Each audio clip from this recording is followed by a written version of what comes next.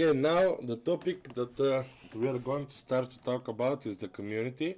And the first question that I'm going to ask you is which years were Miscrits peak and why? Peak as in the game's peak or my peak at the game? Both. Okay. In my opinion, the early era of the elites were the best. That was like the most variety you could have on Miscrits. On the in the OG Miscrits, there were so many build options. I would say that not compared to nowadays, but I would say that half of the meta Miscrits nowadays that you can see on the leaderboard or like people playing them, I would say it was like that many Miscrits being used during that era. You had the most build variety on that era. You had the most miscrits being used in that era. You had the most different strategies being used in that era, and yeah, I think that was the peak of OG miscrits. Yeah, and I think that was the time that I had most fun on Miscrits as well. I think that was when I performed the best and enjoyed the game the most. You know, so I could be biased about that because you know I was performing well, but yeah, in my opinion, that's the best one. I That see. one and the old school, you know, when you had non-elite miscrits, it was during the Mama Papa Freedom era. I think that era was also really nice because it was during the era which a lot of players were using like non-pay to win miscrits to actually climb in the leaderboard, and it was very strategic and very creative. I see. Well, do you think that most of the OG guys will agree with you on that one? Not most of them, but I know that a good portion of players will actually agree with that. I see. The next question that I want to ask you is how did you and the community were reacting to the whole bullshit, because everyone can agree that at one point the game became bullshit, with the pay to win things? Oh yeah, yeah. That I remember that very well. It all started. I mean, the game was pay to win from the beginning, so I don't think people were actually complaining about that. But um, when people started like losing their minds about their game, is when they released Elite Salamindra. Yes? That's when the power of new miscrits started like going through the roof. Miscrits were already strong, and they decided to go on another story, not another stair, another story. They would release some beyond broken miscrits, and that's what made players lose their minds. You know, the power creep was too significant, and that was also the downfall of miscrits. I see. Well, do you think, considering that information, do you think the current game is locked behind the pay to win? Oh, absolutely not. The game is not pay to win; is pay to wait less. Does that make sense to you? Kinda, yeah. Yeah, because you're paying to get platinums faster. Basically, you don't have to wait for weeks. You know, to get 1,000 platinum, you can just pay a certain amount of real life currency to actually get that much platinum, and also with the miscrit as well. You can pay for a red speed miscrit double in this case, or you can grind for it. You know, it's all up to you. You can choose to do it without money or with money. So yeah, it's not really pay to win. It's pay to wait less, in my opinion. Yeah, that's a good explanation. What I can say from my POV, I never paid money in the game. What helps me the most maybe was one of the tournaments that I won, and yeah, maybe that. But even now, when there is, I didn't qualify for the tournament because I'm not sure if this was a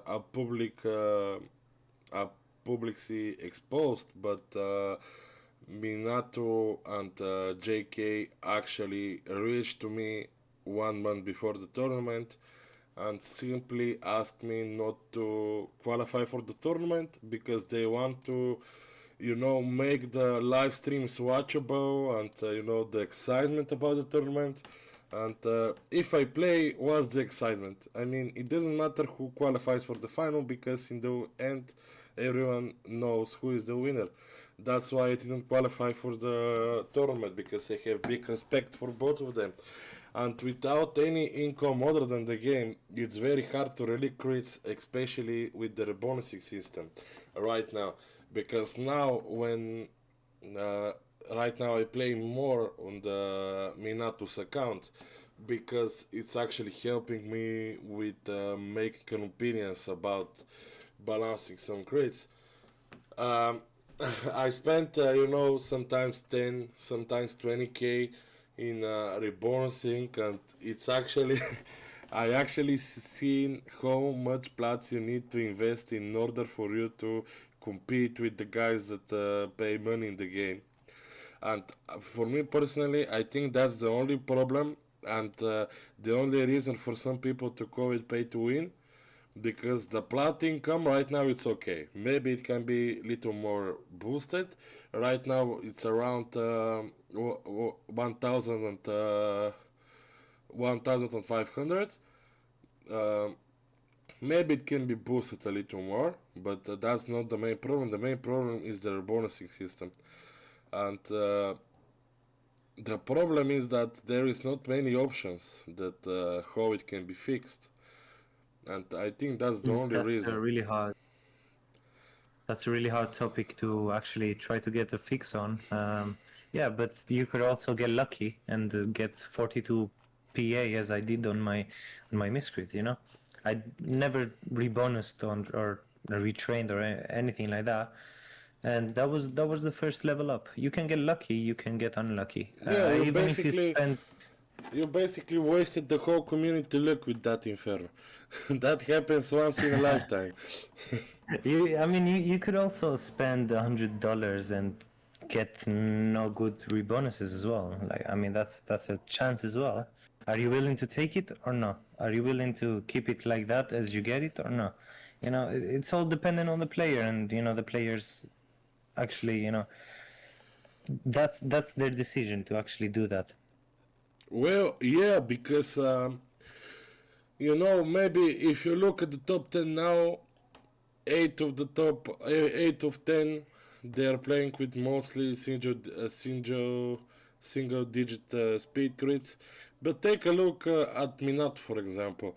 This motherfucker have unlimited plats and he is not even aiming for these crazy stats. He is aiming just for something playable and he is consistently in top 10. So that's a Yeah, factor and as well. don't forget that Minato never uses like meta teams. He just uses some random bullshit like Dream Girl. Who uses that except him? Yeah, Nobody. he is trying to be He different, he's you the know. person. He's the person that actually made Eggy popular, randomly using it for fun. And yeah, as you can see, he's in the top 10. He doesn't care about like good stats or anything like that. He just has fun, and I think that's what most of the people should do. Competitive, okay, I understand, but that's let's keep it at that. Have fun with the game. Well, yeah, I mean, if someone can do it, by the way, someone who have unlimited, bro, he doesn't even have to spend plats. He can just type in the code, make my freedom negative 100 speed and just play with it. But he just play with 10 to 13 speed, and that is very accessible with the rebonusing as well. And he is making the high level of PvP, so If he can do it, everyone can, I guess. Yeah, I mean, he's also giving you like he's showing you that he can be someone you can look after. Just focus Okay, on okay, having okay. fun. Chill out, chill out. Not someone who can No, look honestly, after, but he's someone you can look after in the aspect that you can just have fun and still be in the top 10, yeah, without perfect stats or anything like that. yep. And let's move to the topic that I want just to discuss most, and that is well, you're gonna be talking only in this. I mean, only you. I want you to tell me about maybe some of the famous dramas back then in the OG and clan dramas. I can give you one example. You'll probably know it, but that drama is with Adnan and Luzano, and Luzano were basically the only Serbian, the only Serbian who could buy things in game, and Adnan asked him to buy him. No, actually, I don't know the full story. Do you know it? Yeah, kind of. I yeah, explain to me. I don't know the full story. I only know what happened Yeah. in the end. Yeah, so basically, Lozano couldn't buy platinums or whatever he wanted. He couldn't buy it on by himself, right? He had the money for it, but he just didn't have the opportunity to actually, get the money to the game. Do you know what I mean? Yeah, Basically, not just Lozano, but I would say like a lot of people also close to Lozano yeah, would the Serbian actually players, spend Velko, money. Ivan. Yeah, yeah, they would send money. I can't remember. I'm not sure if it was through Western Union or Yeah, whatever probably. company they used. But yeah, they would send money to Adnan, and Adnan would buy the platinums for them. What they wanted. I'm not sure if he was charging extra for anything like that. But basically, he he scammed them, and he didn't send shit to them. He kept the money, and bye bye. That's it.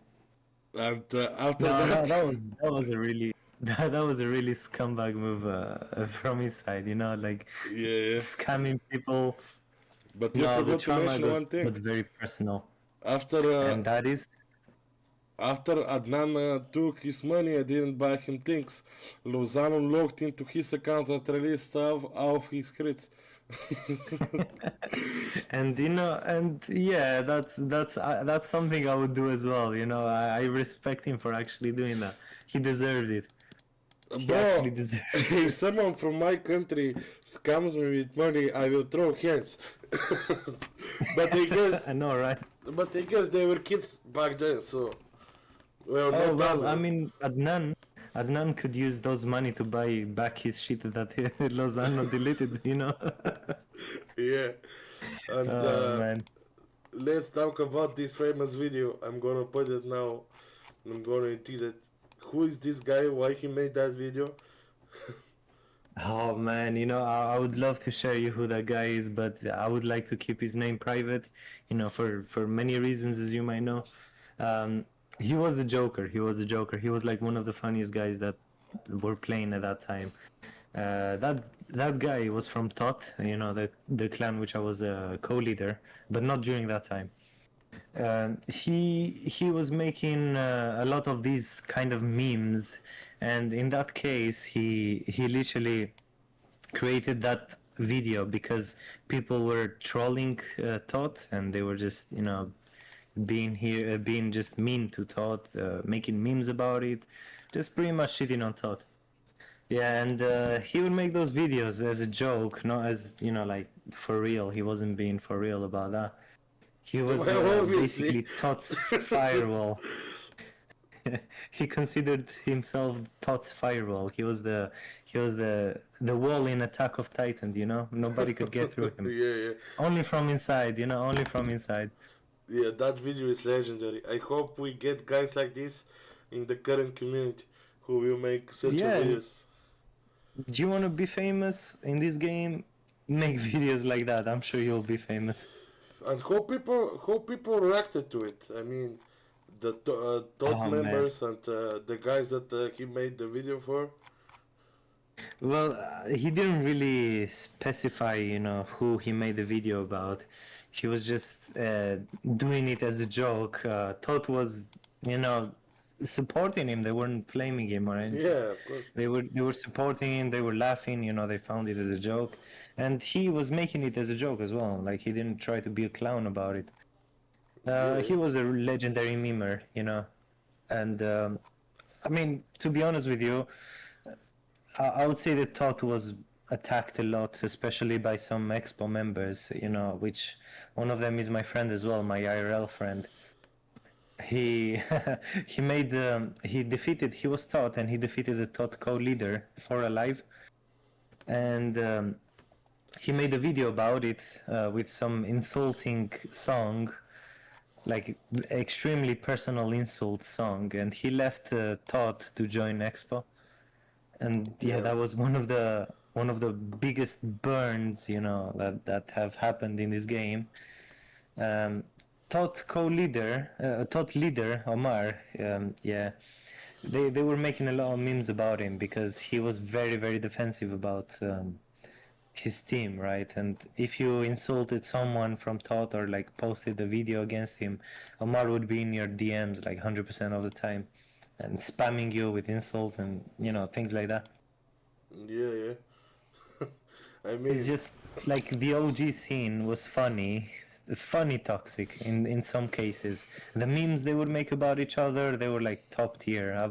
I've also shared some of them in in the Miscrits official server as well.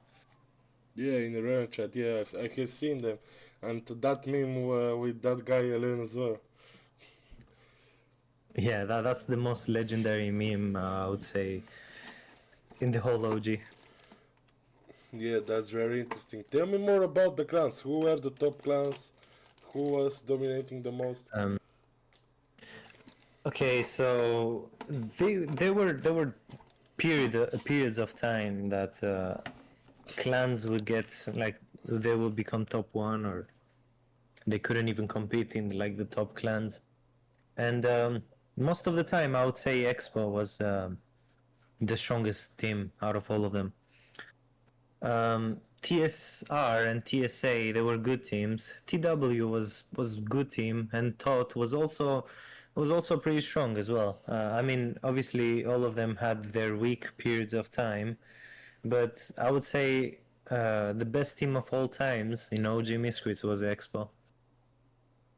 Expo. Yes, Expo was the best team of all time. Yeah, they were dominating the leaderboard, I guess. Oh yeah, there were many of them in the leaderboard, but also, I mean, during the elite era, I managed to become top co-leader, and during that time, it was a very very quiet period. That uh, teams were competitive against each other, and there were a lot of new teams coming up, like that were actually very promising. And one of those teams are TXC. There was a team full of newbies, and they literally dominated the leaderboards and the Platinum Arena. And I'm pretty sure that Chad was a TXC member. Hmm. Tell me, tell me about TCR. That's my team. I want to know about the team back then. Was he Oh, dominating? TSR. Yeah, TSR was a really good team. I haven't got anything bad to say about it. Like, all teams had their good and bad periods of time, and TSR, uh, the top five teams, the top main five teams were Expo, TSA, TSR, TOT, and TW. I mean, without like the best two last, they were just out of order, as I mentioned. Yeah. Those were the best teams you could be in, and if TSR is one of them, like that can show you their standing in the OG. They were Mm. really good. Well, also very interesting question is which country was dominating the most back then? Because right now maybe we can say that Russia is dominating the game. Because I mean, out of the top four of the tournament, we had three players from Russia, India as well, Philippines. But how was it back then? As far as I know, the Spanish community was very big. Yeah, the Spanish community, I would say, was one of the strongest. Uh, European was alright. It was divided. The Balkan community was really strong as well. Yo, We we had had a players Bulgarian as team back then. Lozano, the Albanians, the Serbians. I didn't really know any Bulgarians back in the day. I mean, Yeah, I mean personally. that we have one guy in TCR, Norskata, and he told me that back in OG there was a Bulgarian team, specified to only Bulgarians, but it Okay, wasn't all right. something big.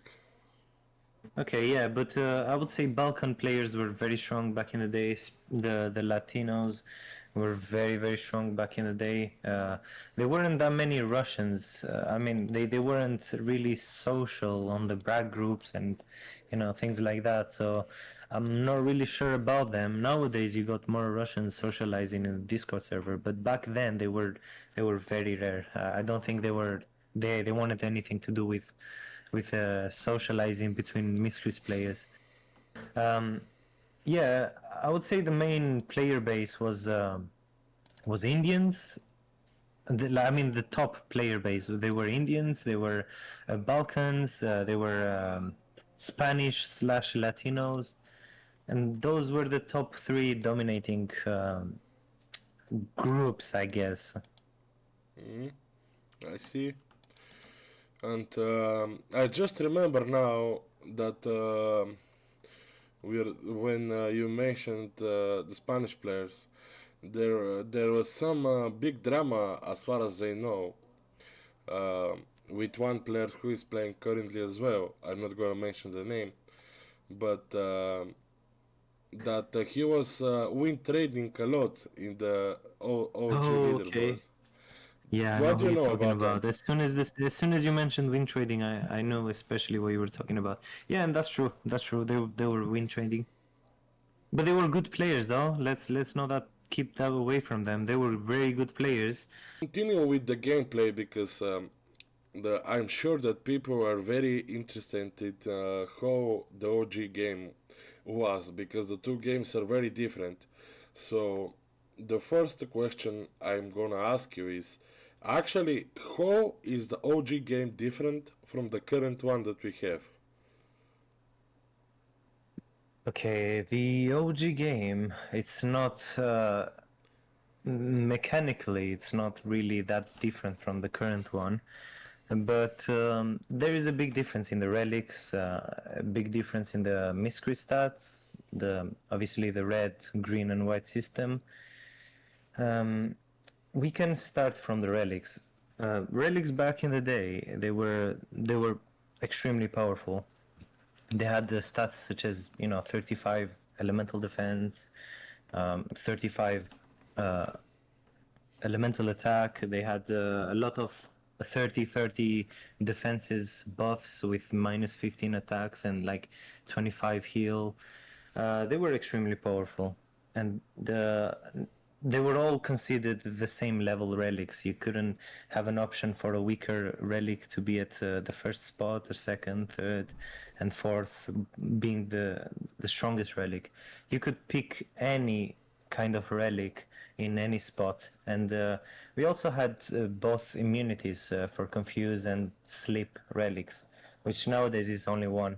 And for both immunities, you were only punished like 25 HP. Well, And yeah, continue.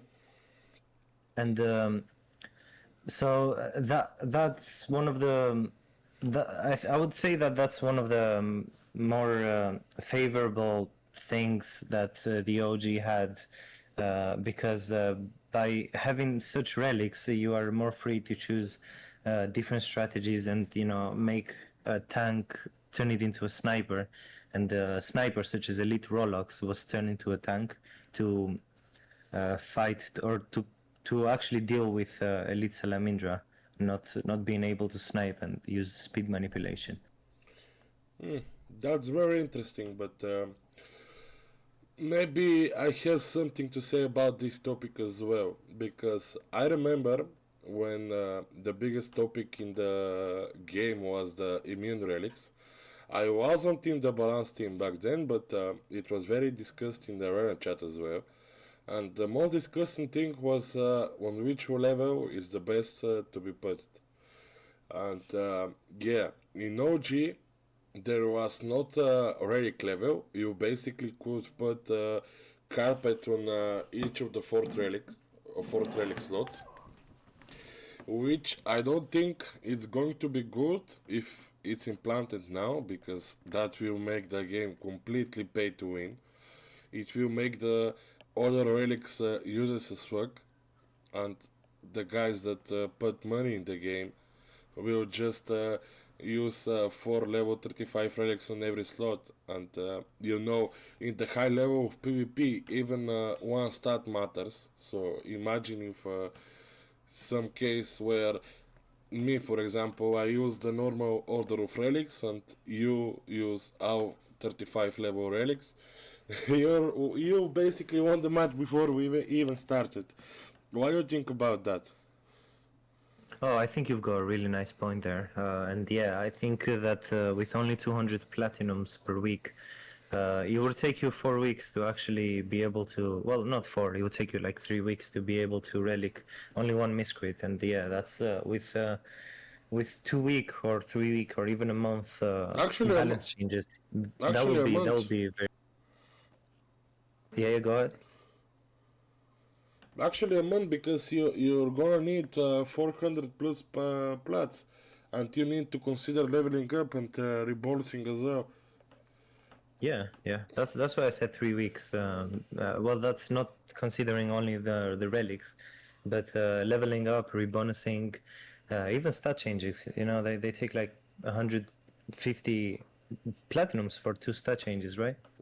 Mm, So yeah, yeah, yeah, yeah. the option is out the window. You know, it will take like a big change in the economy system to actually implement that. So yeah, it's not something that can work on this current version. Yeah. And also another topic that I have been discussed a lot with the good players and also with the developers. I don't think double immunity will ever work for the game, because right now you have way much big variety for crits than OG, because at one point in OG there was only legendaries used and maybe one or two exotics, and there wasn't a big variety like that back then. And now, with all the crits that you can use in Port Arena, if you face a counter and he have double immunity on every crit, you basically can't win. Only if your opponent misplay, but you can't rely on that on the high level of PvP. So I don't think the double immunities needs to be ever a thing. I'm saying that because some players think that it's gonna be good if they are implanted, but I don't think it's gonna be good. What do you think about that? I think that if you add double immunities into the game, it will it will have a really high cost on the HP, which it's fair, and that will be something that you will see on every team, which will promote more miscrits which don't have spam in their kit. And yeah, that will give you a disadvantage, for example, because like if let's say they have minus 25 HP on double immunities, if you equip that on all four miscrits, you'll have minus 100 HP on your as a whole team, right? Yep. And yeah, I don't think it's a good option. I mean, for the high variety it is, because you never know what you're going to face against, and you never know if it's going to be a sleep heavy, confuse heavy team you're going to be facing against. And yeah, it gives you more variety on the build options and the miscrit like options. I think double immunity will only like weaken your team and reduce the variety, because people will not use confuse miscrits or sleep miscrits, because pretty much it will be a waste. That's a very interesting discussion. Me personally, I don't think they, if one day they are added, of course, I don't think they should be an option for Plat Arena, because right now we have over 500 players maybe that are playing 16-16 Plat Arena, and you can't predict what all of them are going to play, or you can't make a team that is good against every team. And if you face a counter, you can do nothing. But in the other side of the knife, in the tournaments, for me, one of the best skills that you can have as a player in the tournaments, especially now when they become official as well, is to know your opponent and to study your opponent and make counter team for his teams. Um, I was commentating the whole tournament, and I saw that skill in Sami from Team W, especially the Mehir's game. He countered it perfect in the two games, and he was performing very good in the whole tournament. And if there is an option for double immunity in the tournaments, I will respect it, because a knowledge for you to have on your opponent is requiring skill, but not in Plat Arena. I can't agree with that. It will break the game for sure for me. Yeah, no, I agree with you. And as you said, it's not a big factor in Platinum Arena, but knowing your opponent, it takes a lot of skill. You're right. And yeah, it's a huge advantage for a tournament player, for example, because I would say that most of the people here on the high leaderboard, they all know each other. They all know their comfort picks, and yeah, it's something they can work with. But I would also say that if someone gets some experience, a new player that hasn't shown up in the top 100 that much, if they start like learning and playing better, that would be a good surprise for the top leaderboards. Yep, I agree. By the way, that was a big shout out to Sami, but he did great in the tournament. I was literally with open mouth every match, because somehow he was bringing perfect counter to his opponent's team, like someone was telling him what his opponent is about to play. Which, by the way, not every player can do. Yeah, I was watching behind the scenes for Sammy, and yeah, he put in a lot of work in that, and we gotta give it to him. He played really well. Yeah, yeah. I also know what happened behind the scene and how much effort he paid for the whole tournament. Unfortunately, he lost in the semi-final, but that's a topic that maybe we can have later in the video. Now we can go with the next question. That is, which miscrit you think was the most OP crit ever released in the game? Oh my God, yeah, that's such an easy answer. That's Charpy. Sharpie. The miscrit is called Charpy. It's a fire miscrit with unbelievably high damage, a lot of healing, 75% accuracy, confuse, two-turn confuse, by the way, not one, How much cooldown? and zero. You Interesting. could well, basically, if he hits, you have a one cooldown. If he doesn't hit, you can cast it again. Interesting. Interesting. And he was performing. Was there an emergency nerf for him or something?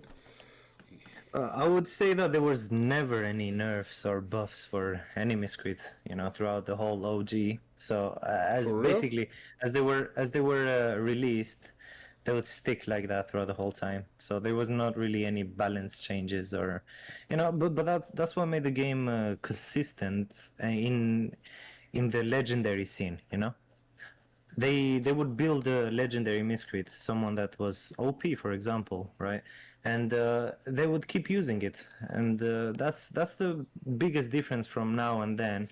Because if they would stick on a miscrit, they wouldn't change it, and in my opinion, that was a bad thing. I like that there's balance now, and if there's a problem, they fix it. They make the game better, more healthy. Yep. Damn, that's crazy. I didn't know that there was not a balance change back in the day. Me personally, I can't imagine something like that now. Well, the biggest problem we've had before Charpy was released, there was a miscrit called Electrak.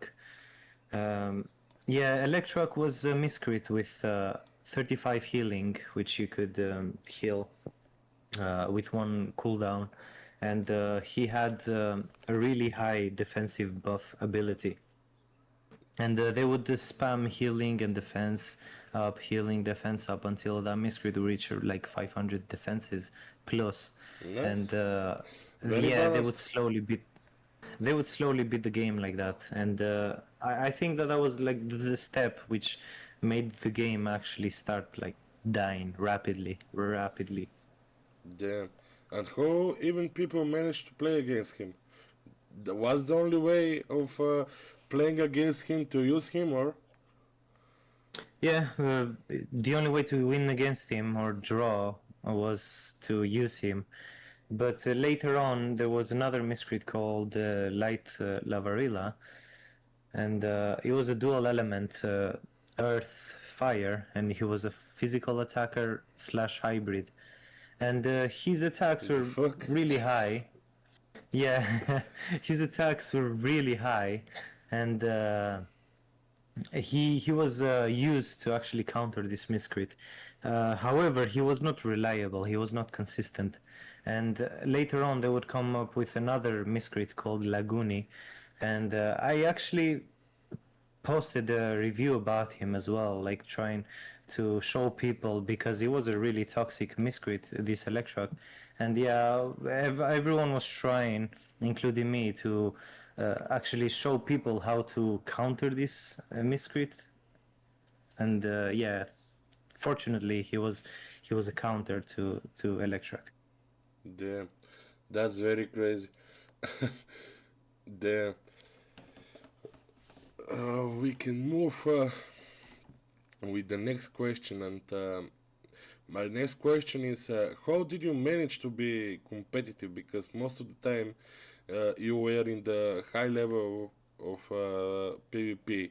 Was you a pay to win or not that much, and just making it to the end, or? Okay, so early game, I was not a pay to win player, because I didn't have the option to actually be able to pay online, or with gift cards or whatever. And early game, I was a free to play player. It was not a good feeling, because for a game being pay to win, you required a lot of skill to actually be in the leaderboard even. And it was really hard. You had to find the perfect miscreates. You had to level up. Some of the levels were random, which let's say nowadays, if there is a 1 out of 5 miscreate with speed, you can get from 1 to 3 bonuses each level up. Back in the day, some of them were random, so you could get 1 or you could get 5, and you couldn't retrain or rebonus. So you had to find the miscreate again, and some of them were extremely hard to find. You had to be really patient with it. You had to create a team which would outperform the current pay to win or meta miscreates at the time. I And see. yeah, it was really hard to start with as a free to play player. But it wasn't impossible, right? No, it was not impossible. There were a lot of players that would use some free to play Miscrits, and they would still be in the top 10 or top 100 leaderboard, and they were very skilled players.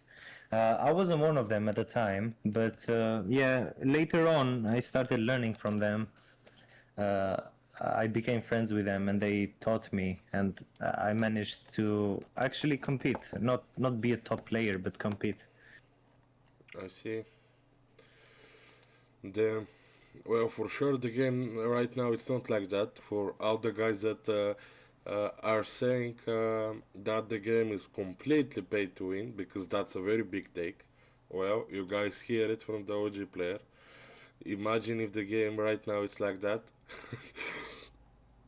So Uh, yeah, it's crazy because back in the day it was actually pay to win. The Miscrits, which were bought from with real life currency, they were I would say 2 times better than the free to play ones.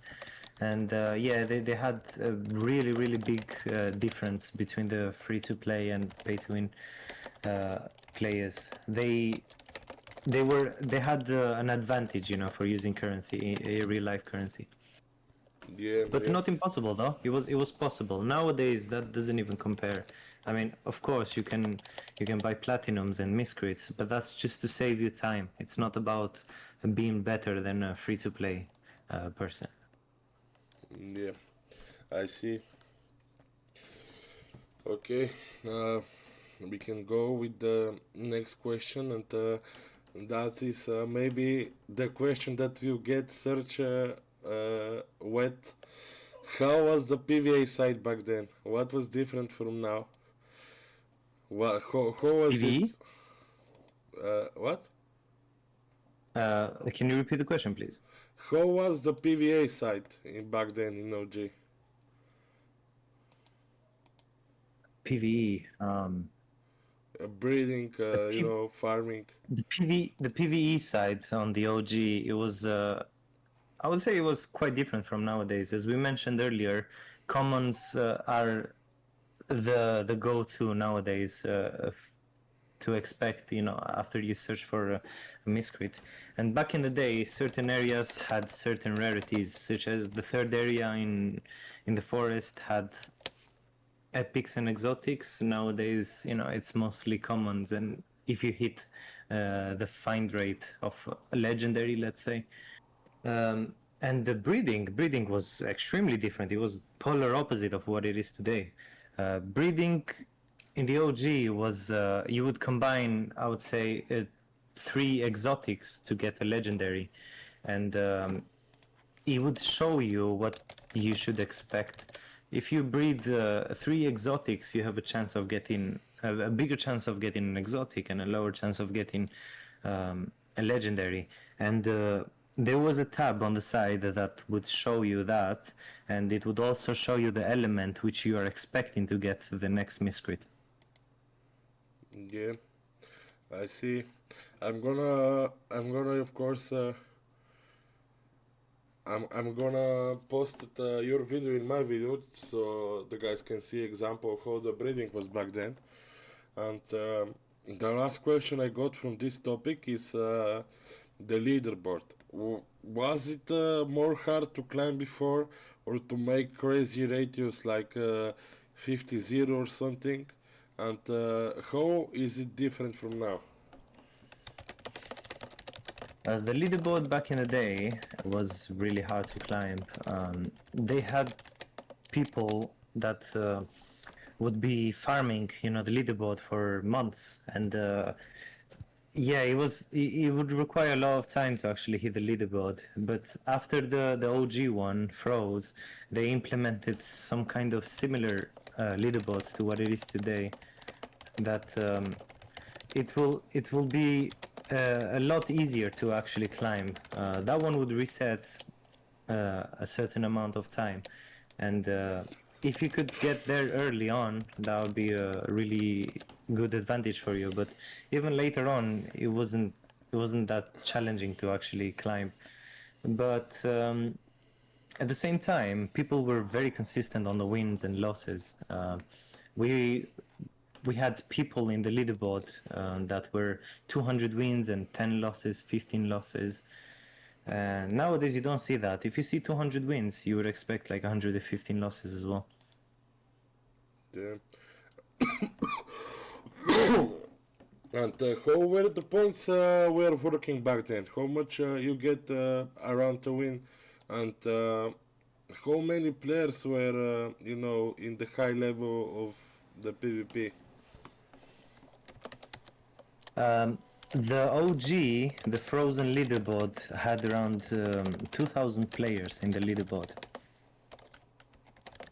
After he froze, they implemented the top 100 leaderboards for Battle Arena, for Dawn of Adventure Arena, and Platinum Arena. It was the top 100, so it wasn't really that complicated to actually get into it, because as I mentioned before, the points that you would get from the OG one were really less, and you start from 1,000 and you had to catch up to, let's say, 5,000 points, you know. Yeah. And the new one was top 100. It was kind of similar to the one nowadays, that the higher the player you beat, the more points you get, and the lower, the less points you get. But it was kind of challenging to lose position in the leaderboard. It was challenging because people would actually boost, you know, and for them to actually decrease the rank, it was very hard. Like they basically had to break, you know, their boosting or whatever. And yeah, they had such an easy time staying in the top one for the ones that boosted. But you could tell really easily if someone was doing that. I see, I see. And were there situations like, because in the current leaderboard we had many times situation where the first player is with one win and that's it, and the second player is with 35 wins and one loss, but you know the point gap of winning make the whole difference. Were it times like that in the OG? This kind of a problem, maybe I can say it like that. In the OG, you had people with one win and zero losses, or 35 wins and zero losses, that were kind of in the same kind of boat. And I would say that that's all depending on who you defeat and who you lose to. Does I that see. make sense? Yeah. Because the higher the person you beat, the more points you get, and you could get the same points like defeating the number one player than you would get from defeating four players, which are kind of in the same level as you. Yep. That makes sense. Yeah. And we can. Wait, give me a second.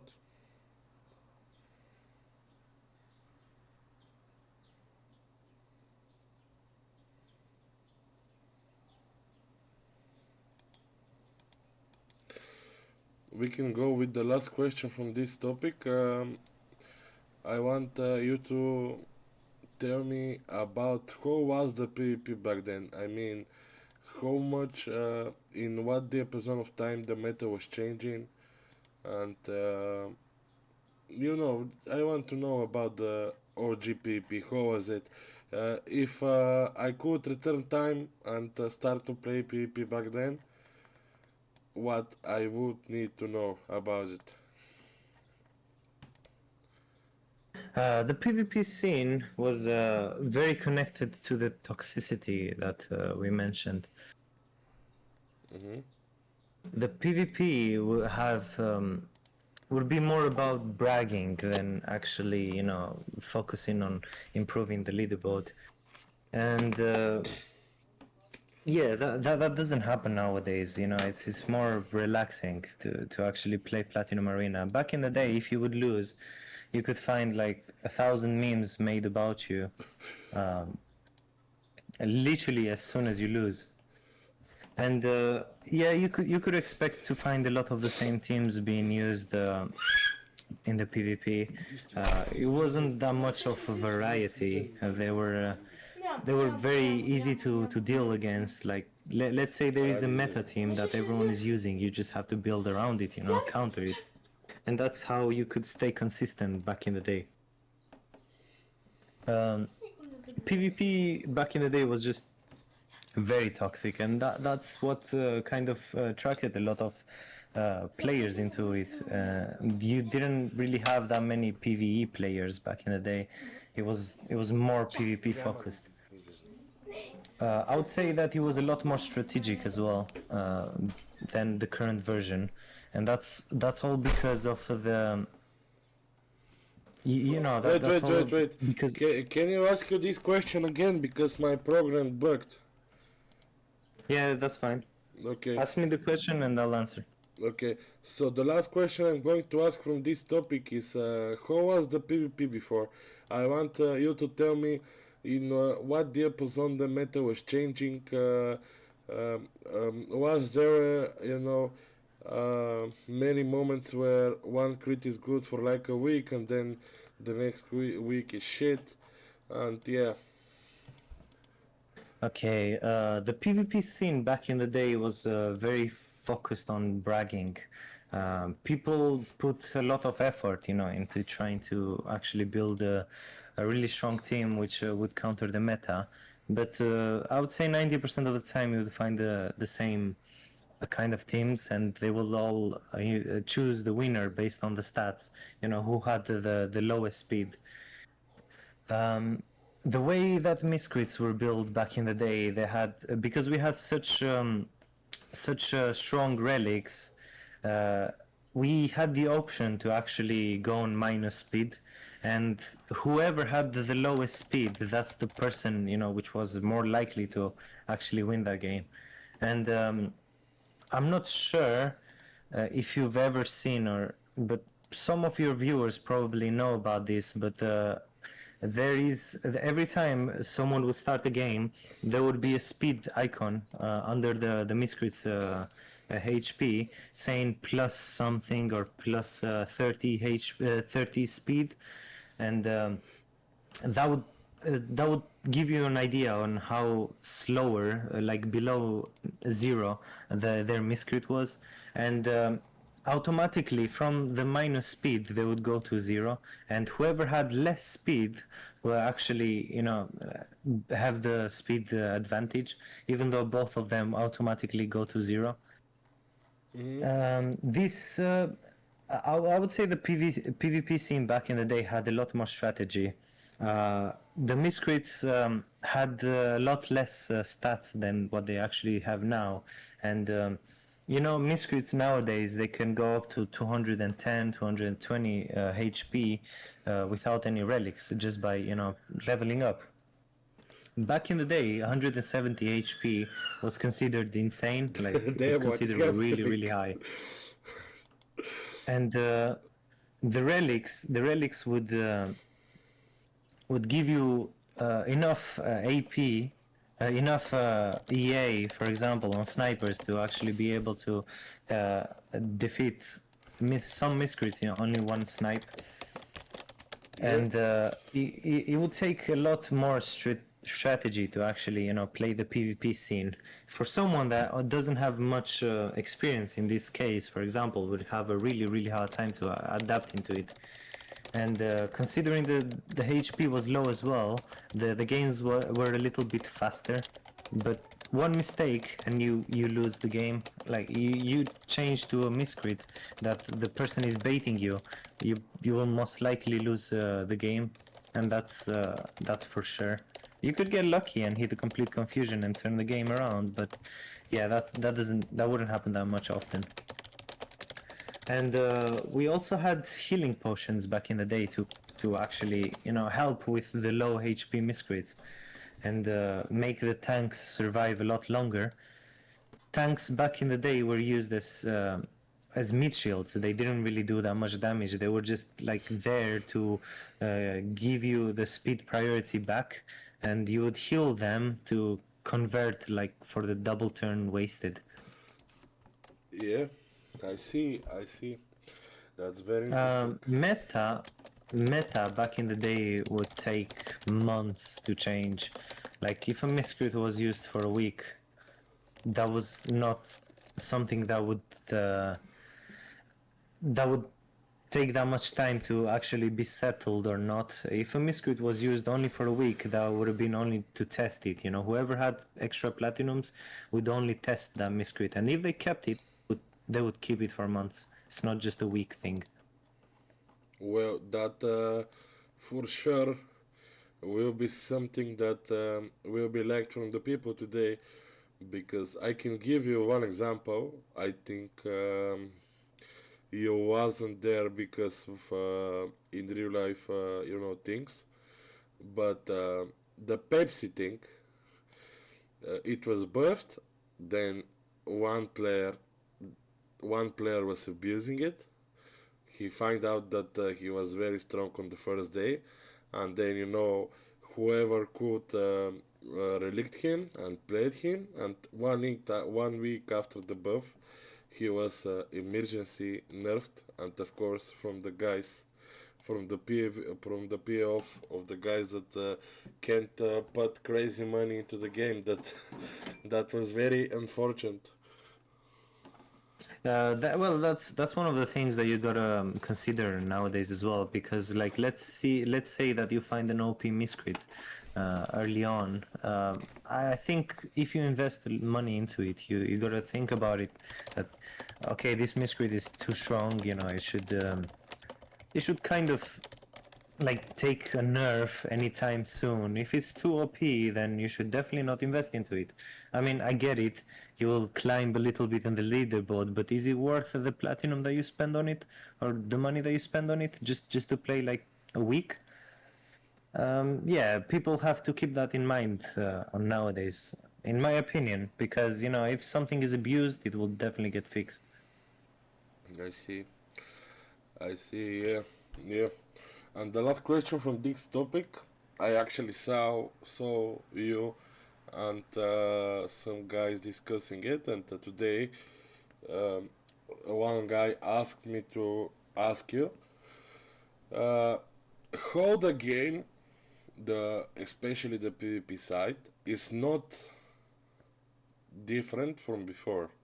Don't you see, a difference in the mechanics, in the consideration that now you have a 12-point limit of teams, of Okay, relics,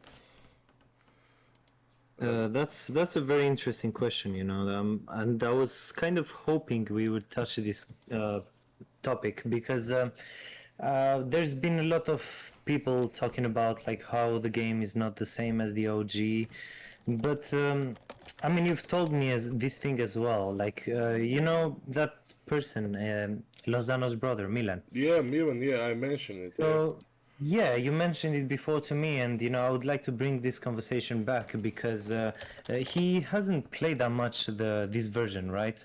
So he was a really good player back in the day, and out of nowhere he comes back, and he's in the top 32 tournament. You know what I mean? So, I mean, at the end of the day, okay, 12-point system, but at the same time, you've got like that doesn't make a chain difference because you can still use miscrits, which are in the meta. You can create a team, you know, which you think is good, okay? The mechanics on the game are pretty much the same. You've got the speed manipulation, which, you know, I would say that.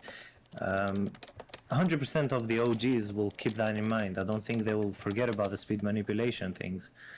And yeah, that was one of the most important things back in the day, speed manipulation.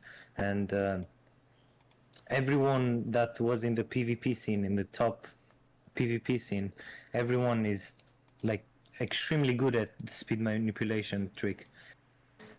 This shows you, you know, how Milan reached the top 32 and made his way into the tournament after, you know, shortly coming back. It's Yeah, not not hard even 2 months, by the way. for sorry? Not even 2 months into playing the new game.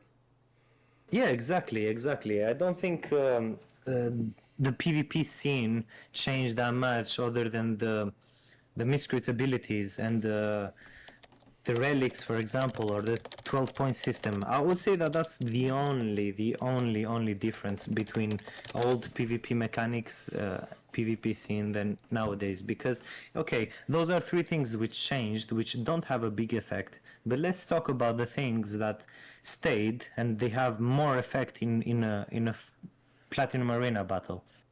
Um, I want to touch speed manipulation, which is one of the most important. I would say is the most important thing. That stayed the same. You've got poison manipulation on having a faster miscrit and poisoning someone with less than the poison will do HP left, and that's a turn, that's called turn manipulation, because they die on their own turn and you get the next turn and you can attack and actually win the game by doing that. That stayed from the OG. The double turn mechanic, that one stayed from the OG. The poison on the slower proc stayed from the OG. um, I mean, I'm not really sure, because I think that's pretty much it. Like everything, all the mechanics stayed the same except the 12-point system, miscrit abilities, and relics. And I would like to have your opinion on this as well. Like, do you think that there is a big difference after what I just explained to you? Well, I think first the whole community can be happy that one of the maybe I can say it as mechanic. You forgot to mention it. It's not in the game right now. It's that the confused moves and the sleep moves have had no cooldown. I think everyone would is happy for that, and if Oh it yeah, I'm happy about that as well. Yeah, that's one of the good things, because it makes the game less dependent on luck. Of course you can hit it, but if you miss, you cannot spam it. yeah, and on the other topics, well, for example, on the speed manipulation, yeah, I agree that in order for you to win one PvP match, you need to master the skill of speed manipulation. But maybe about the 12 points rule, I have different opinion because I can give you that example. The Blighted Flower team that is good for the past couple of months. So the team is Dark Citero, Blighted Flower, Nacy, and the second choice of a fire can be Dark Flu or any other rare. But right now, when you have 12 points team, you can't use four legendaries, and you have to keep in mind things like what is the current meta, what is good now, because most of the times when you're doing damage trades, in most of the scenarios the rarities are going to match their power.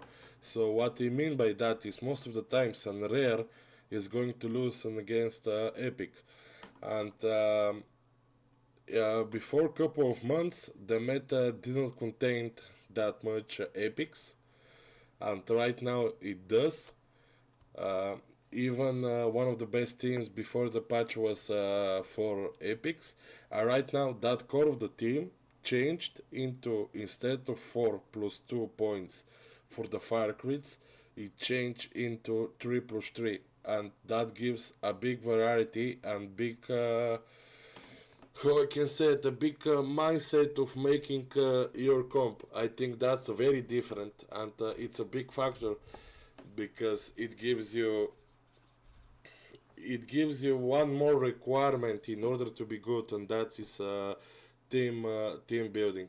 Because if it was like in OG, the newcomers, the new crews that are being released, if they're below maybe epic, they wouldn't be even considered. And right now, you got good crits from each rarity. So I think that's a big change, and that's a big factor in the PvP as well. And what other thing? Uh, Okay, so yeah, you're absolutely right about team building. It's a very big factor, nowadays, especially. But yeah, I would say it's okay. It's a lot different because you have to consider all types of rarities instead of only epics, exotics, legendaries. That's not possible anymore. But yeah, you're right about the variety. However, in Foundation, it's still about the strategy that you bring to the table. Team building, I agree, it's very important, but you can learn that and implement the same strategies from the OG of gameplay, because team building is in the technical side of things, in the mechanics, or actually using them. That's what matters. I can win with a mid team, for example. I can beat someone with a meta team, as I'm pretty sure I've showed you like the miscrits that Yeah, yeah. I use and their stats, and I'm performing quite good, for that. So I bet that anyone in the top 10 can bring a trash team, for example, and win, because they know the game, they know how to strategize, they can perform well, they can bait the enemy, they can like take advantage of their mistakes, and don't forget that there is a little bit of luck involved, just to spice it up. That Yeah, can like be the decision maker, who wins, who loses. yeah. And we forgot maybe the most disgusting after the no cooldown of spam moves, and that's of course a very big difference from OG and current game as well, and that's potions. What's your opinion on them? Oh, potions. This is a very that's a very controversial point. Like I'm a fan of potions, okay, but at the same time, on this current version, potions will be very, very toxic. Considering the high amount of HP uh, of the miscrits. They can have 250 HP plus 100 potion plus another 60 plus 40, 50, whatever. One miscrit could have around 500 HP if we consider all the potions. Yeah, and Yeah, another in the thing, current version, the negate in the potions current as well. version is not. Sorry. The negate potions as well. It will make. Oh no, I think the negate potion would be good for this version. The healing ones, no. Negate, that could be a surprise. That could make you think harder when you create a team. Like, should I bring this? Okay, I haven't have this potion. Okay, I'm gonna bring it, and that potion was only limited to one for a period of time in the OG.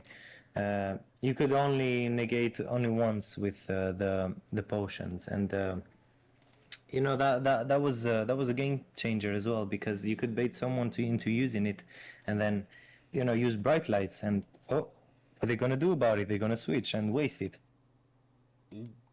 Yeah, but you say that maybe it can be good thing to be implanted now, but in my opinion, if this is implanted one day, the game needs to turn around very much, especially with the healing potions, because the healing potions back then were useful because of the no cooldown spam moves. But I don't know if potions are added one day. The game, I hope no, because the difference between me and you is that you have experienced it, and I built my opinion on what I hear. And from what I hear and from what I saw, I don't think the potions are going to be a good option. The negate potions can be interesting. I agree about that, but there should be a limits, because if there is not limits, then a crit having a negate, it's whatever. It's not a good point. Okay, so yeah, I only think if they decide to add potions into the game, in my opinion, the only viable option for this version will be negate, and limited to only one use per game. And I mean, to be honest with you, if you want to experience like the healing side of the potions, I mean, everyone can test it in battle arena and actually create a good opinion on it, because at the same time both players can use the same amount of potions, which yeah, it will make the game last longer. It could add into the strategy. Like, let's say I use one miscrit as a tank with the lowest speed possible and keep healing it so I can switch back to it to gain speed advantage, That's a strategy, don't get me wrong.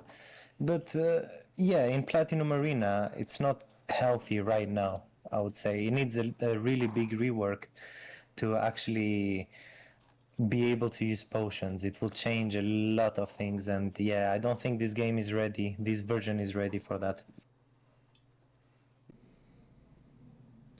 Okay, so now we can go with the next topic, which is behind the game. Right now, I can say that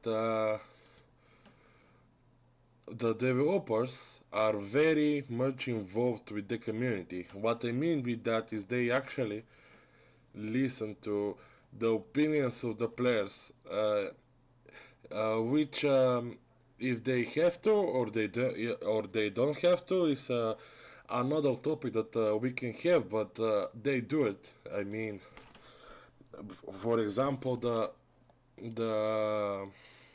the change with the what was the name UI, the community didn't like it, and it was changed. I mean, the staff was gathering opinions of the the most the biggest problems, and they changed it, and they listened to the community a lot.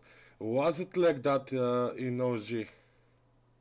Oh, in the OG, they had a certain team that could speak to the developers, and that team was, in my opinion, it was unreliable, because because of that, it was like a group decision to actually get the game to what it got, and it basically died. And that just shows you that the team who was responsible of giving feedback to the developers was not doing a good job. And the public, it was very hard for them to actually get hold of the developers, and most of the time I'm pretty sure they will get ignored. It's a lot easier nowadays to actually speak to the developers. As you can see, Minato is like most of the time in arena chat, Sadly, yeah. speaking to people.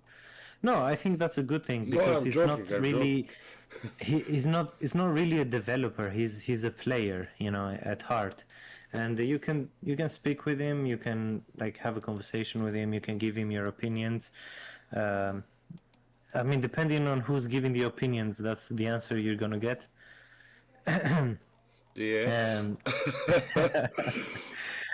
No, but it's a really good typing in chat, and it's a really good thing that the developers are paying attention to what the community has to say.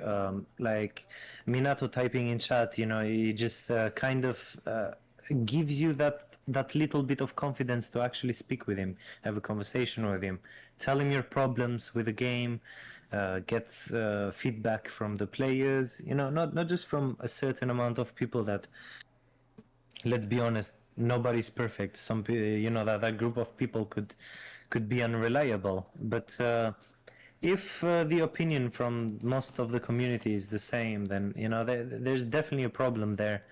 um, and yeah, Minato is giving confidence to a lot of players to actually speak up about something, about an issue they're having. And yeah, I think that's what's gonna make this version of Miscrit be a lot more successful than the older one. Very interesting.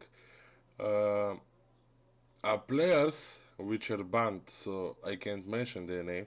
I will, but I will censor it. Mihir and Tali, for example. And Okay.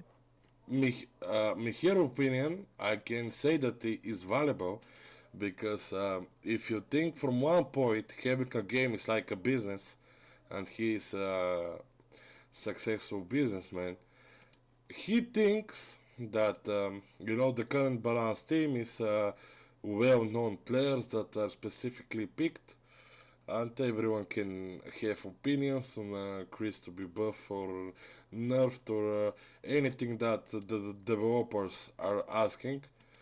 But that guy said that this is the wrong way to do it because there were many situations where there were accusations of BS, or I don't know if that's the right pronunciation, and that even if you're good at the game, there is still a skill, aka a game design that not everyone have, and he thinks that a professional should be hired to do these things. Do you think that is going to be better? It all depends on the professional that could be hired. A professional could be hired from outside, but has he ever played the game? Is the question, the first question. Second question is, does he know about the mechanics of the game? Third question is, does he have any idea about this type of game with this specific, mechanics, with these specific miscrits, abilities? They will be clueless on that side, and in having someone in that plays the game, they have an idea, and if that person is a professional in the balance team, they can give their honest opinions. I kind of agree that a professional can be biased, but at the same time, how else are you going to find solutions to these specific mechanics in the game? It's something very tricky. That professional has to study the game first, and then they can start making changes. And yeah, it's possible for them to be biased, but you know what they say about the coaches? The coaches don't play the game. Yeah, that's They why I they don't know the play. game. Very good example. Yeah. So I would say a good balanced member would be someone that plays the game, is very knowledgeable about the game, but doesn't compete. They don't compete like in a high level, for example. They don't compete to be number one in leaderboard. Uh, that's I think that's the best person that could be in the balance team. A person that doesn't care about the leaderboard, they care about the game, and Yeah. also has a lot of knowledge about the game. Yeah. So yeah, I kind of agree and I disagree with both opinions on me here and the others. Yep. Give me a second.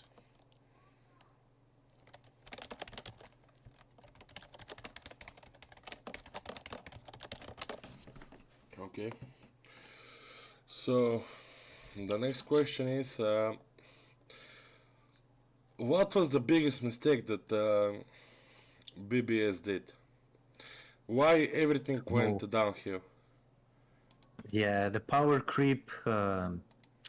I would say there was a little bit of desperation because the game was failing, and they had those little.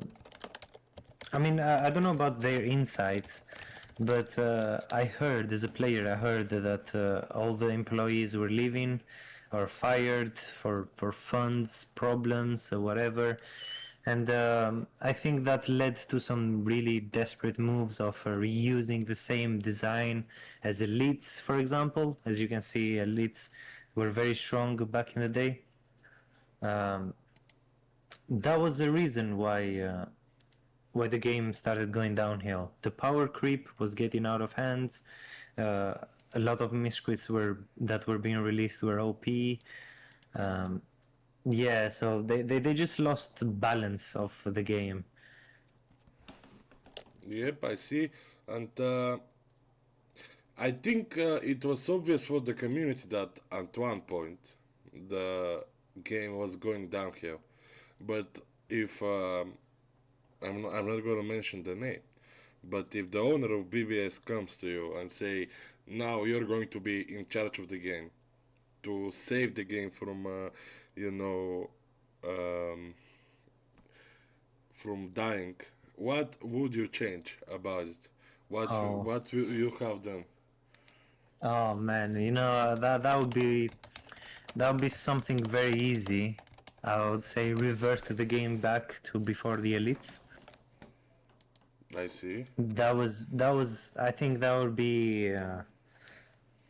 I think that would have been the only like reasonable way to actually fix the game. Revert the game back to before the elites were released.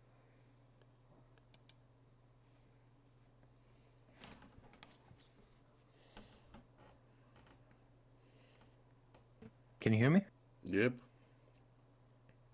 Yeah. So basically, um, I would have done that if I was in charge of Miscrits. I would have done that, and I'm 99% sure that people would have agreed with me, especially the OG players.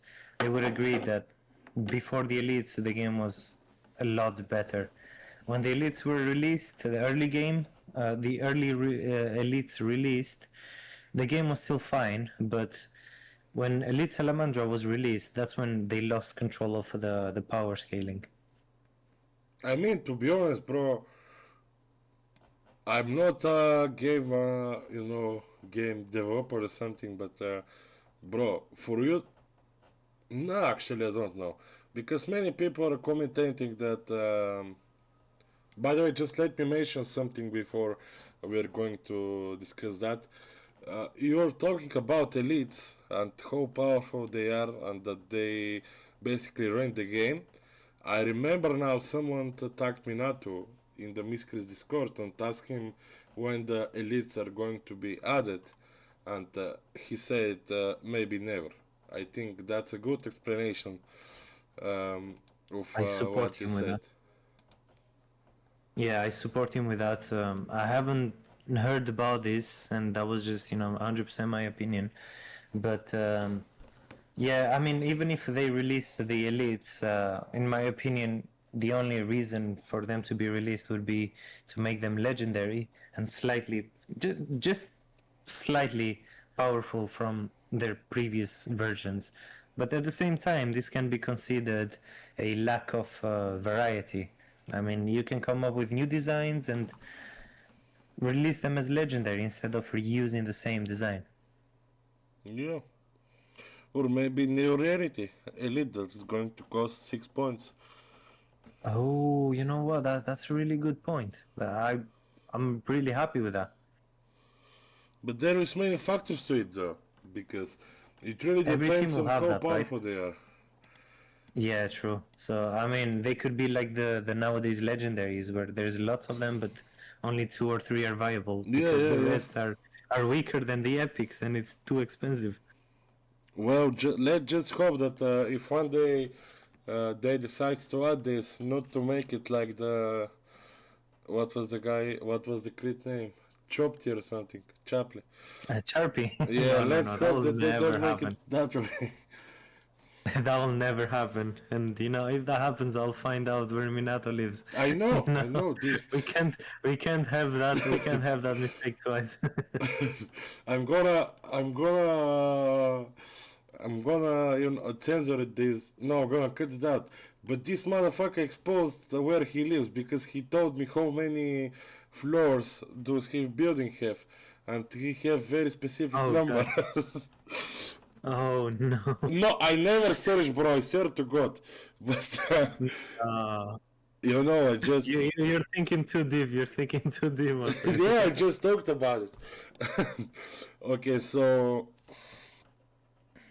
let me continue from what I was about to say is that the paid location, that every new location you had to pay for it.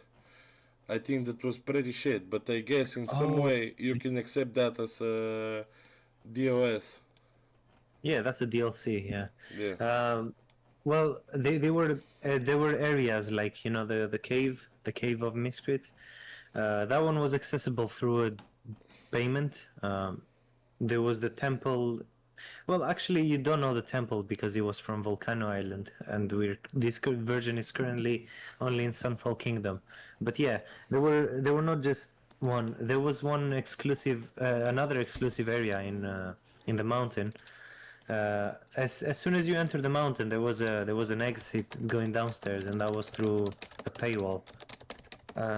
Yeah, there were quite a few areas which were accessible only through payment, uh, and they had some really strong miscrits in there, which were meta as well, and that was a really annoying way to actually, be considered pay to win Well, yeah. because but it was cheaper as well than buying only one miscrits because one of those areas would contain like 3 or 4 usable miscrits, which were meta. Yeah, yeah. I don't see that You happening will find. now. Oh no no no! I don't see that happening. I mean, we literally got an example. The caves were released for free, and yeah, that's unlikely. That would never happen. I'm not expecting that from this version. I mean, if you want to buy platinums, go ahead. Miscrits, go ahead. Areas to access miscrits, nah, impossible. Oh, yeah, yeah. Yeah. I mean, the game was clear pay to win. I just hope this never to be like that now. But I doubt that this will be, um, this mistake will be repeated. And another thing to touch on, the developers have reassured us that it will not happen. So yeah. Yeah, thanks God we have two developers, so we don't have to rely on Minato.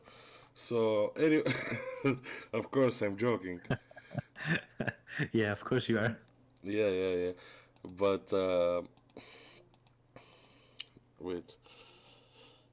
The final thing, by the way, the, maybe I asked this question only because I don't know. What the fuck was Volcano Island? Why now, when every new player joined the Discord and he is asking about Volcano Island? And as far as I know, Okay. this was a different game. So explain me, how was it? Oh yes, yeah. Miscris was divided in Volcano Island and Sunfall Kingdom, which is the current version, right?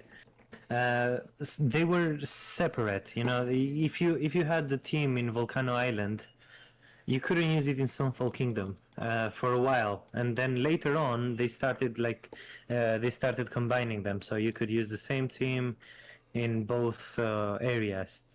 And I'm not sure if you can notice, but do you see the temple guy, the priest guy that holds some pillars with the elements on it, Yeah, like in next to the church? yeah, yeah, Where yeah. you heal using Virtue. Basically, do you notice how there are 3 extra elements in there? Yeah, Okay, so the other 3 elements are in Volcano Island, and just like in Sunfall Kingdom, Volcano Island has 3 main areas which you can find the fire element, the you can find the water element, and was it the wind element? I can't remember. No, no, no. It was the lightning element.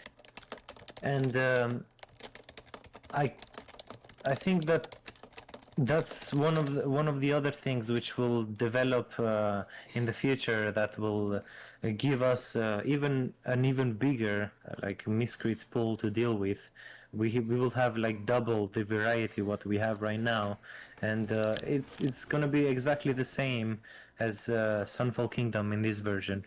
It will yeah, have pretty much the same amount of miscrits that you can find, and yeah, teams will be even more different than they are actually right now. yeah. And let me give a shout out to my bro Zano. I don't know if you knew, but he was actually a tester for Volcano Island. I don't know what he was doing, but he was. Oh, okay, congrats! Shout out to Lozano. This version of Miscrits. Wait, can you repeat the question? Who do you think are the top 5 players of this version of Miscrits? Well, I'm going to start from the bottom. Maybe not in order as well. So two of them are obvious for me. Taganouchi and Andre. I think they're the best players right now in the game. Other players that is very underrated, I would say, especially that you take in consideration that he started the game like 2 or 3 months ago, is Sami from Team W. His skills, especially in the tournaments, if we don't include the Manu accident, are insane. We talked about it earlier in the video, especially his team building skills. Of course, when we don't include the Manu accident, then Okay, that costed him the tournament. yeah, then I would say, oh, Ludix, of course, Ludix from TCI. He's a very good player, insane player, and he have a very big knowledge about the game as well. Some of, yeah, for me, he Yeah, is one of Ludix the was best good in players the for sure. OG. Ludix was good in the OG as well. Oh, is that right? I didn't know he was playing OG. Oh, he played a really long time ago, and he was in TSA. Mm. Oh yeah, I know that That's he was in. probably because that's why he created the TSA team as well. Yeah, yeah, yeah. Uh, well, me of course. I almost forgot me, and Oh, you cannot forget the Kong.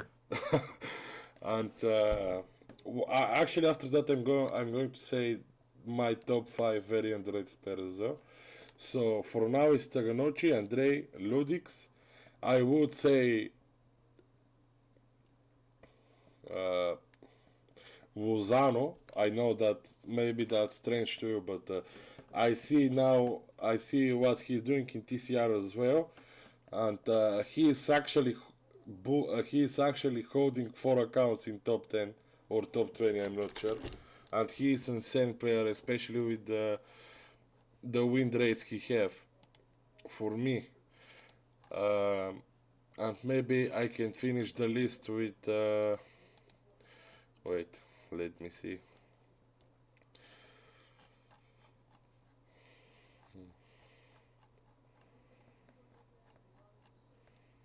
Wait, give me a second.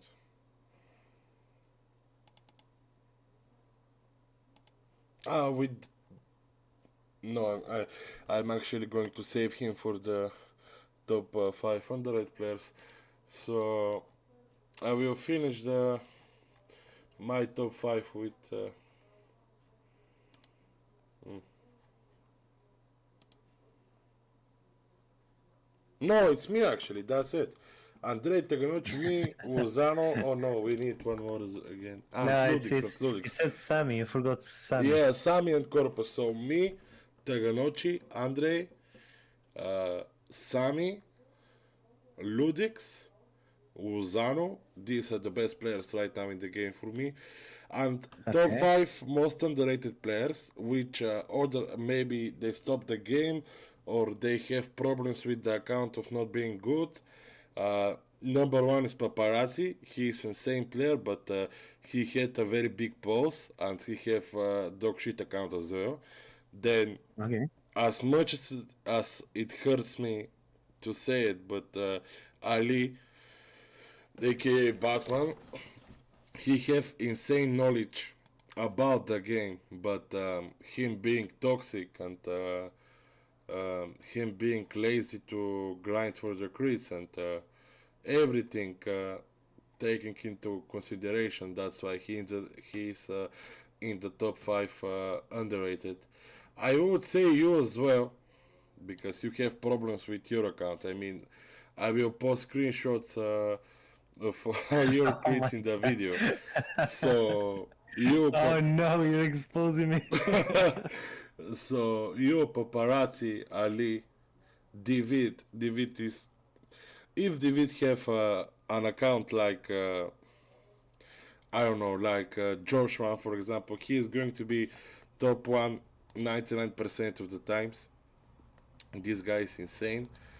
And who else? I had it on my mind. Wait, give You me. know, I would also like to add, you know, Anand. He's very underrated as well. He's performing really well. Have you Who? seen Anand. Anand? Yeah, Who? Michael Scofield. Oh yeah, yeah. This is him. Yeah, that's him. It's Anand. Oh damn! Yeah, he is performing at the leaderboard as well. Yeah, that's what I mean.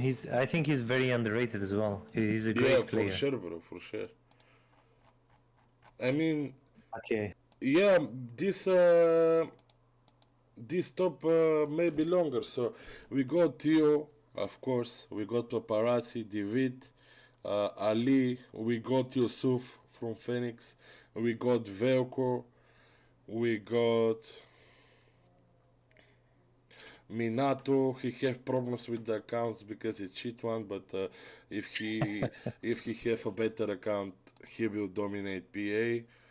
And Even if he has a better account, he will not use the good miscreants. He'll pick some random bullshit, you know? yeah, yeah. And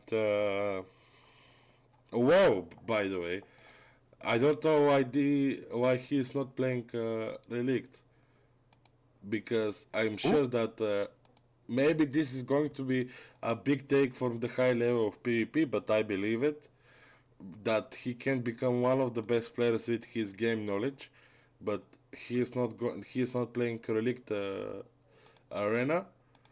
And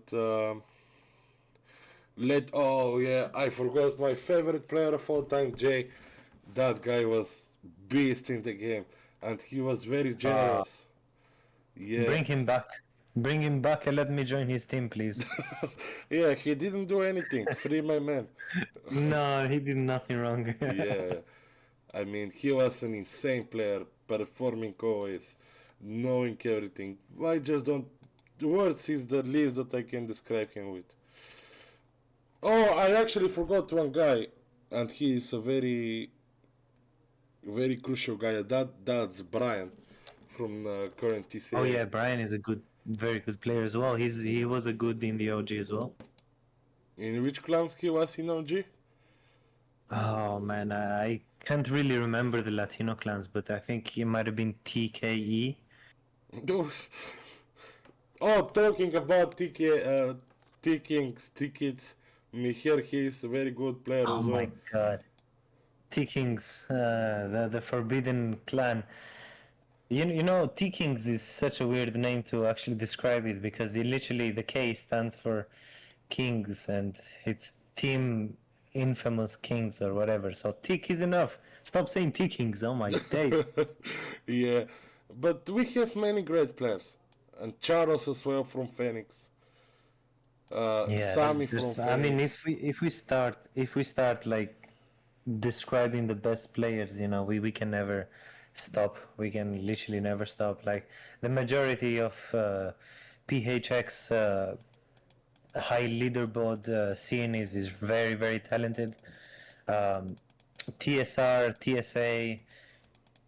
I mean, you even got a player from SPVE that is actually in the top 10 right now, which is crazy. Yeah, he's even TW, listening like right now. all the teams have so many good players, and you can't even like be able to describe all of them. To keep all of them, like make a list, it will be endless, you know.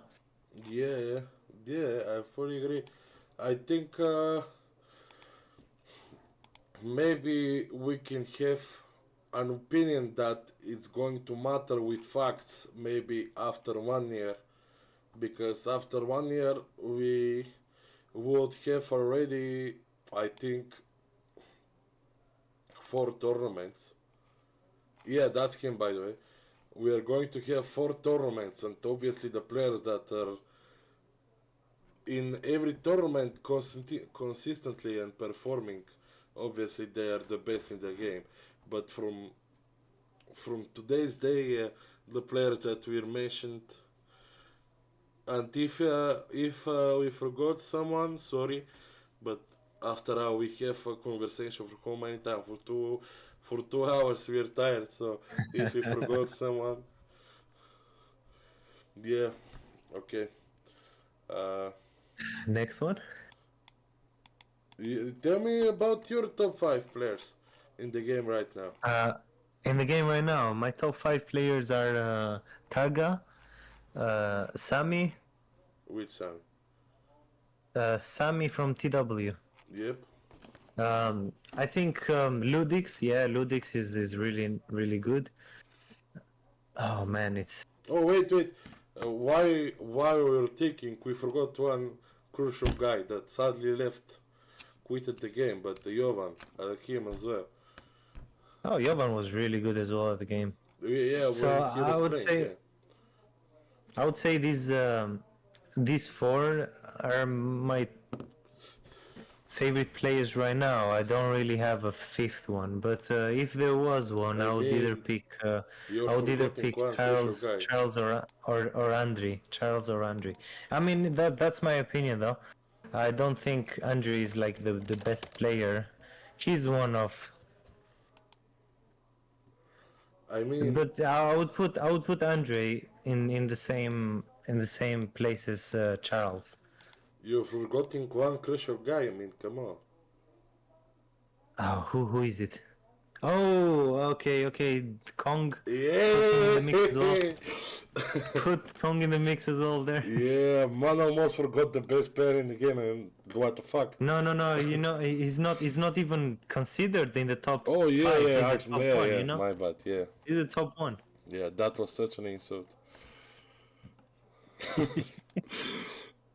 Okay, Make sure you comment Kong better than Minato hashtag. in the comments. So not a hashtag. Anything will do. Just make sure you comment it so we know that you watched the video until the end, and we appreciate you for doing that. Yeah, and if you do, you will be included in a pod giveaway in my next video. So, if you have watched it by now, you're a lucky guy because obviously not many people will do it.